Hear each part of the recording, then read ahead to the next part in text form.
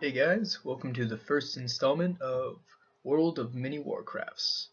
So we're doing the Realm of Battle GameBoard, and this is the materials we have.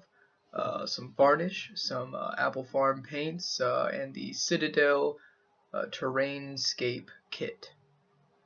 And this is the GameBoard in its bag. Fits in there, 6 2x2 panels. Open it up and they kind of fit in like this, lapping over each other. And it's rather heavier than I expected it to be, but still very portable, very nice to be able to put it away in the case. And this is it all together on the table. I don't know if you've played with the board before, but there are about 6 to maybe 10 different ways you can arrange this board.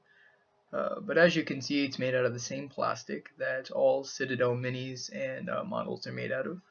The board has rather good detail and texture all over the top, which really helped out later with the dry brushing and whatnot. Picked all that up very nicely. So starting with our materials, we poured the brown paint that came in the terrain pack from GW. We decided to go with a roller to lay on the paint, figuring it might make a more even coat and keep away the brush strokes, which it did. As you can see here, this is the color laid down in its base form, just brown. We didn't water it down or anything like that. Started rolling it on, and it went by really fast. Pretty much once we started rolling it on, it was maybe about 10 minutes and the entire board was covered, and we would let it dry for about 10 minutes and then do a second coat. And again, it went by really fast and let it dry for 10 minutes and then did another coat on top of that, and we're just rolling along, no pun intended. And it went really well. And while we were letting that dry, the few coats, we did this little side project. So we just took some pillow stuffing cotton, some candles that are for like jack-o'-lantern Halloween candles, they're plastic, some chalkboard spray paint, some hot glue.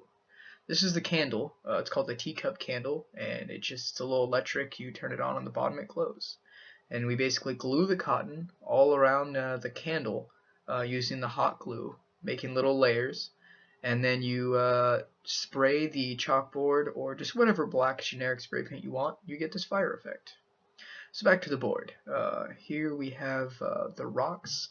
We painted with an Apple Farm asphalt gray. It's a really dark gray, as you can see, and we use a Citadel bone colors, one of the variants of the bone colors, Screaming Skull and stuff like that, to paint all the skulls and the crevices. And a lot of people don't really like these skulls bubbling out of the ground or whatnot, but we thought it was a cool effect. We liked it.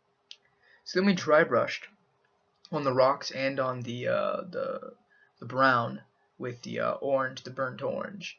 And then we flocked the glue, in random places, and flocked with the big bag of flock that it came with. And then, of course, after you let that dry for 10-15 minutes, you come back and shake the flock all off into a tray to collect it. And you'd be surprised, there's actually a lot of flock left over. We still have more than half a bag.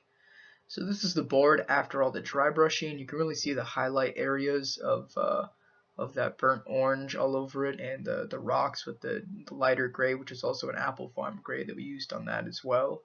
And then to finish it off, we took this matte finish varnish that we bought from Walmart, of all places, and really cheap, really effective for what we wanted it to do. Now, just to warn you, as you can see in this picture, the panel closest to you in the picture does not have the varnish. The one in the back does have the varnish. It does darken up all the colors a lot. You can see the rocks are much darker on the panel with the varnish, but did a very good job of protecting the board as it will be played on. So here's a picture of the details of the board, the skulls, the rocks, the flock, everything with the varnish all over it. We laid down with those 3 cans about 2 or 3 coats of varnish on every panel, including on the sides, and we did paint the sides brown as well.